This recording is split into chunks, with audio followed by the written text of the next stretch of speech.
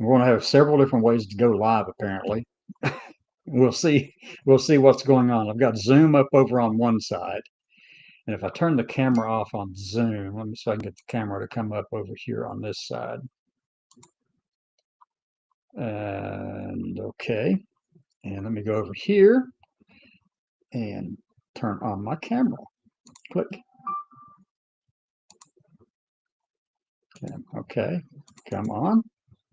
Nope, that one's not working. So let's keep that one on for now and see what happens, folks.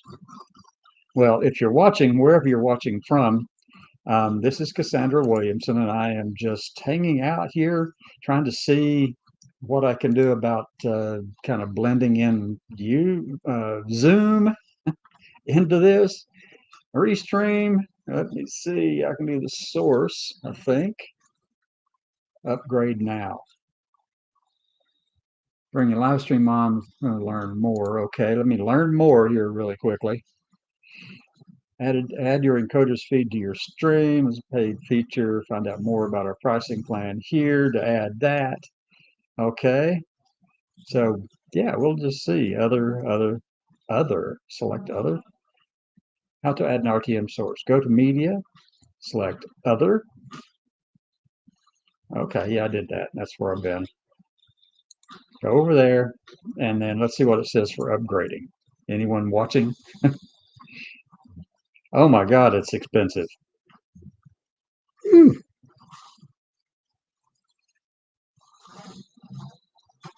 No.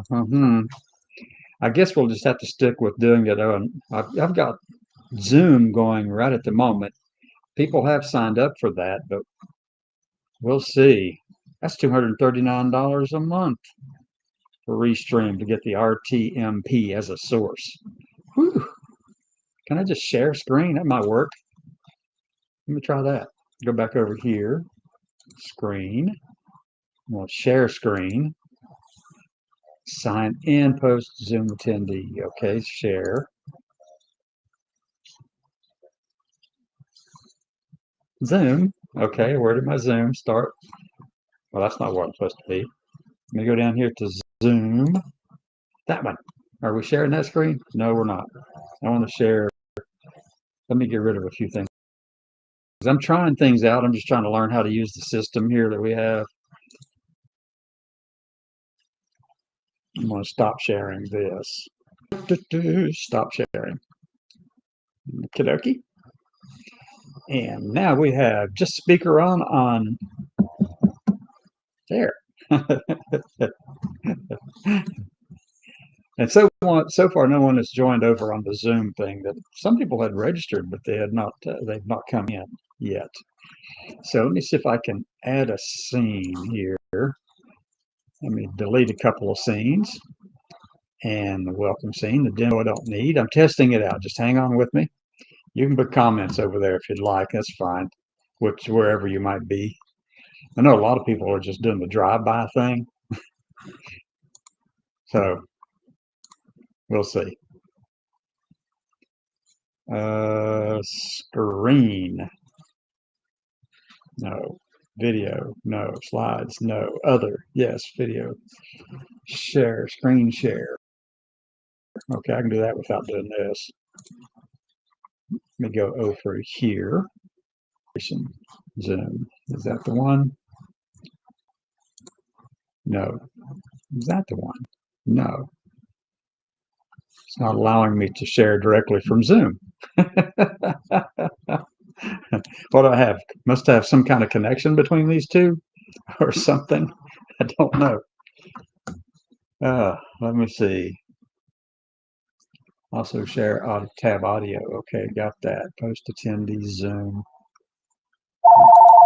Go right there. Got an incoming call from somebody. Well, since nobody's watching, hold on a minute. If you're watching back that, hold on 1 second. Hello. In the shop. Yep. All right. Bye-bye. Okay, so I wonder what's over on Facebook. Nothing. Then, all right. So This has just been an interesting exercise here. So how can I connect? Anyone out there smart enough to figure this out? I'm going to shut down on the Zoom. It's been open for 10 minutes, so I'm going to close that out. Okay. Zoom has stopped. Let me go over here and share the camera again.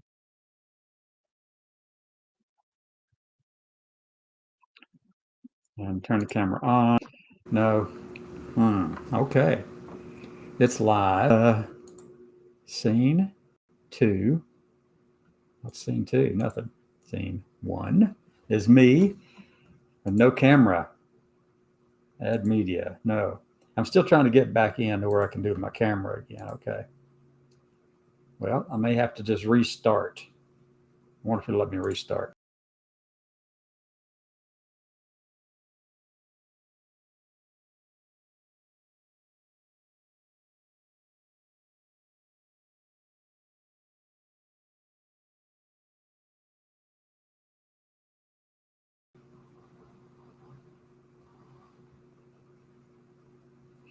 Well, it looks like I'm still up and running. Had to reload the page, and now the camera's on. It's popping up. What's going on over here? Okay. Well, interesting couple of days. This is Cassandra Williamson with the Midday Muster, and I'm sorry for the kind of 12 minutes of trying to figure it all out. If anyone's here watching, please just let me know. You can put a comment over there on the side, and I'm going to drag this to my other monitor because I need to be able to do a couple of things at once here. Okay, there we go.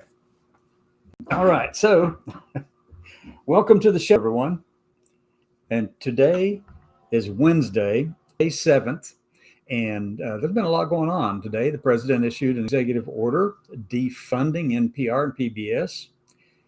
Some of the programs that the states actually use to help with their kids in schools and things like that. They have PBS programming and NPR programming that's available to children, available to our school systems around the country.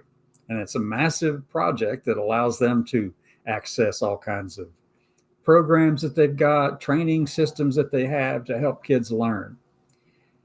So the only reason they're defunding these things, I'll tell you why.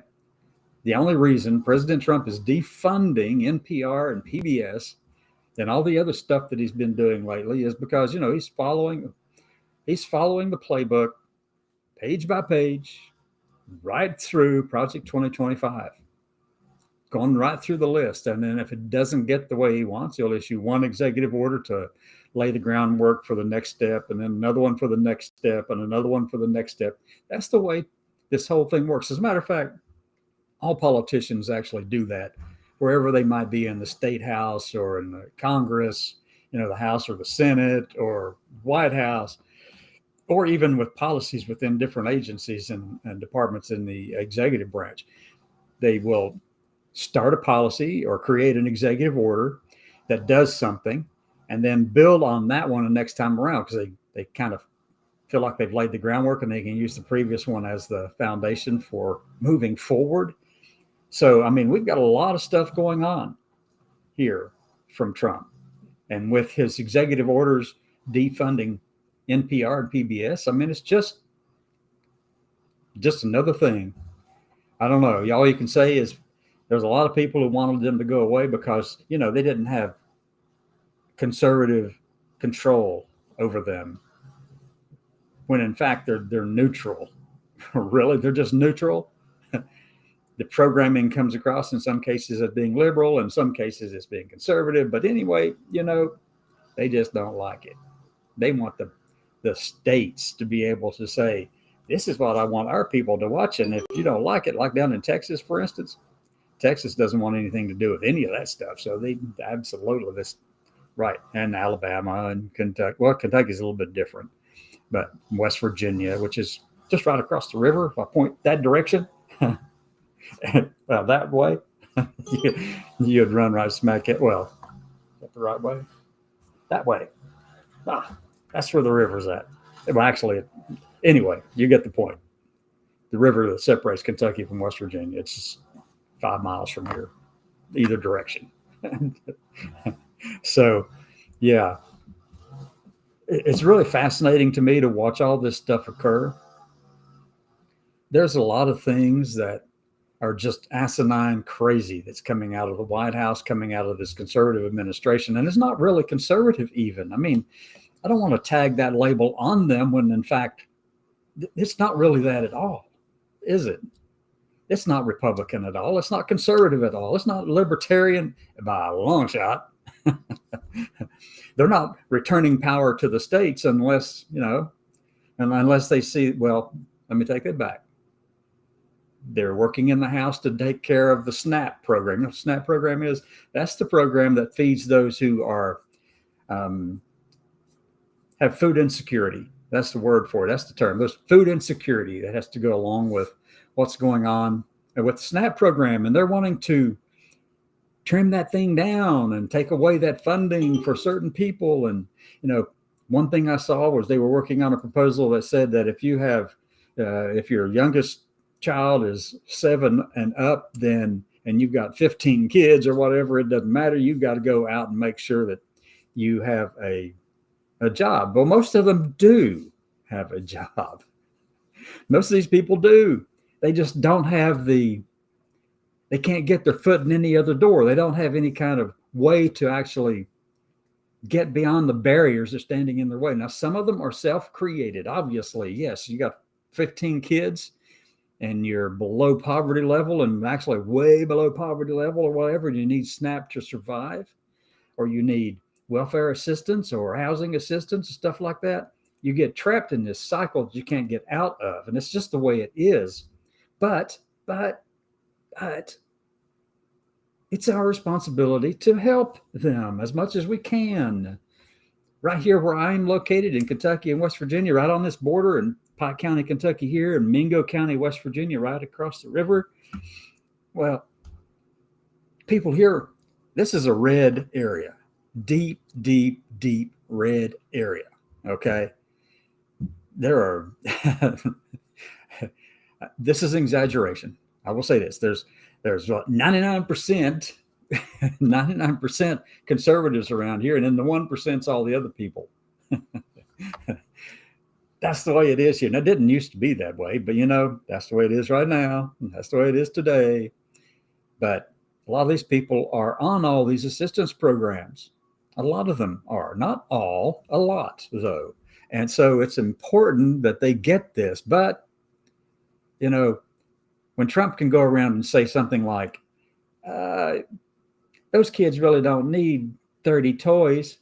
They only need 3 or 4, really. We can tighten up like that, can't we? I mean, the population can tighten up. You don't need all those 30 dolls, as he said. And when he said it, you know where he was at? In his golden gilded office. Right there in the Oval Office. Surrounded by all that gold imagery and gold this. And, he's got 2 or 3 gold toilets somewhere in his places around the country. Don't you find that a little hypocritical? All the wealthy people, the welfare, not the welfare, but the wealthy people like millionaires, billionaires, particularly the billionaire class of people in the country, they aren't going to give up anything. They aren't giving up anything. As a matter of fact, when you decide to switch from $30 and buy 3, well, guess the extra money that you save, pennies, basically, well, they're going to find a way to pocket it. Take away your food, take away your food assistance, your housing assistance, and all these things, and it'll come to them in another way, trickle in somehow or the other. And that's what this is all about. It puts more money into the hands of the millionaire and the billionaire class. And we're letting them do it.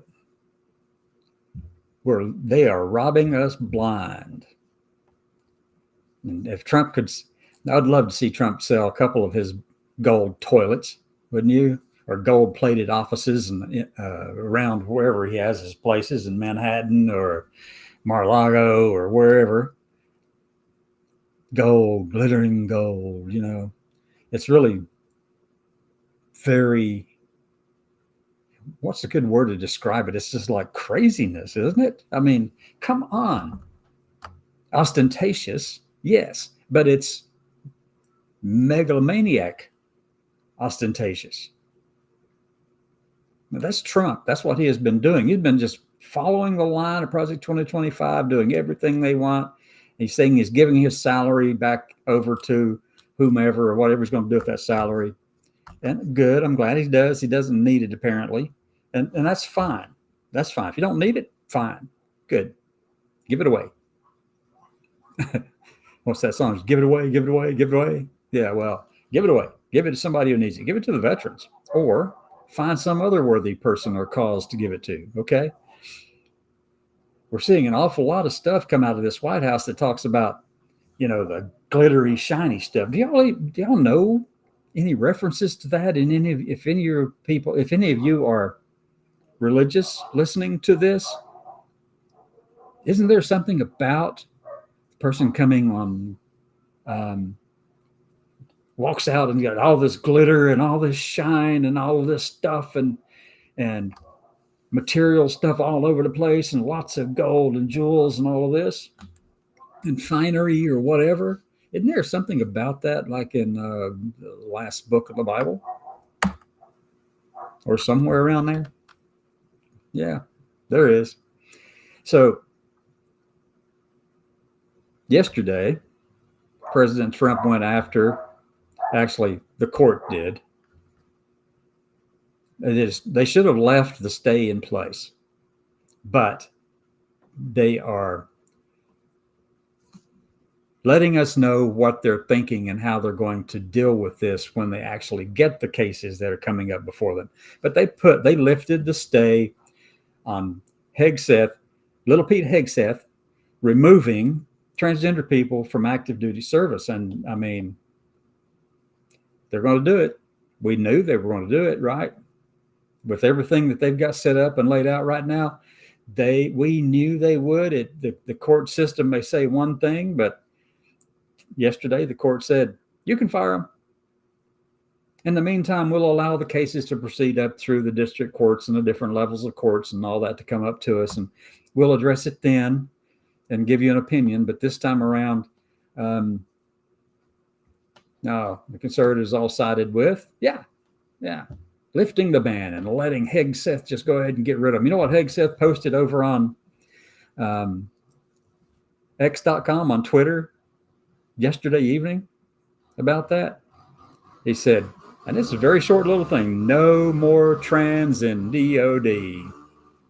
He's excited about it. I'd like to know what he has against trans people. What is it about trans people that makes this person, Pete Hegseth, and so many in this country want to take away everything that they have worked toward to be accepted in this society, and be accepted as part of the country? Thought somebody was coming in. But it's just been going on and on and on. I know you can hear the weed eater out somewhere out back. I've got to figure out how to insulate my walls better. Soundproof this place. But and what it is, I'm also beside a window it's a double pane window, but that's the way it works. Anyway, so that's really just, I mean, they have a thing for these trans people, right? What is it? What is it? Well, let me tell you what I think it is. I think that trans women especially challenge their idea of masculinity, because to these people, they think masculinity is a solid, immutable thing that can't be changed. They say it in regulations and policies and all this since Trump took office anyway, the second term around. These are immutable characteristics that can't be changed, and they're God-given. And it also, really just makes them feel like it's not as immutable as we think. Look at all those trans people running around. It's not unchangeable, and it's not rock solid. If we can make them go away, make them hide, shove them back under the boards of the closet, I think they're coming up right up to my window. Anyway, but yeah, I mean, that's what this is, isn't it? It's fragile masculinity. Or actually, there was a title of a book one time that I read. It was called, what was that? White Fragility? Well, it's more than just white fragility. It was a bad title. But there's fragility, okay? And it seems to be that the men are in our society, particularly, should I say it, the white men in this society are fragile. They have egos that depend upon how you perceive them and how they perceive other people around them. And if you're a trans woman walking up to and talking to one of these people, well, guess what? I mean, unless that person is really secure in who they are, it tells me that they are really not secure in their own masculinity. That's what it says. If they're so offended by trans people, transgender women especially, then they need to look in the mirror to figure out why it is that their egos are just that their identities are so weak. That's really what they need to do, right? Take a look in the mirror and figure it out, because I mean, how secure are you in your identity, right? Gender identity? Yeah, you have one. Everybody has a gender identity. Everybody has a sexual orientation too. How you like that one? Or you may not think so, but everyone does. Everyone does. And all you have to do is walk down the street, and I can tell you, I mean, well, let me go and say, it just came to my mind while I was thinking about this and saying that. So the last couple of days, Jesse Waters over on the 5, but Jesse Waters, and on his show later at night, Jesse Waters, he's been going after these pictures of men who were at the Met Gala event, and some of them were sitting with their legs crossed, and he says, he and many other men said, men don't cross their legs like that. I said, what are they, the men police? I mean, it's just goofball crazy. Come on. Why does that offend you? You need to ask yourself these questions. Whoever's feeling that way, you need to grow up and get off your butt and let people live. All right? Just let people live. Anyway, there is so much I could talk about today, and so many things I could keep on going and going and going on. But, well, I've been at it for 23 minutes now, roughly, with the technical hiccups at the beginning. But come back this evening for the path forward. And also later this evening, there's a Zoom meeting. I'm trying to get my daytime thing, the Midday muster, up and running too, as a place where people can come in and comment and join the conversation, and that this won't be a one-sided kind of thing. I like to have people to interact with, whether I agree with you or not. I am not threatened by someone who thinks differently from me. Are you? That's a question that many of us need to ask. And that's why many of us are in silos. That's why we're stuck in this echo chamber that you can't get out of, because, well, not secure enough in who you are. And that's the truth. So get a grip, move forward, take care of yourselves. Come back tomorrow. I'm not sure about tomorrow's time just yet. Anyway, I'll put out an email about it to let everybody know when we're going live tomorrow for the midday muster. And the evening programs are always at 6 on weekdays, 6 p.m. Eastern time, 1800 military time for Eastern. And come back, enjoy the show, get involved in it, talk. Let's engage. And tonight on the Zoom, well, we'll see what happens there. And I'll broadcast that one live too, I hope. Everyone have a great day. Talk to you later. Bye-bye.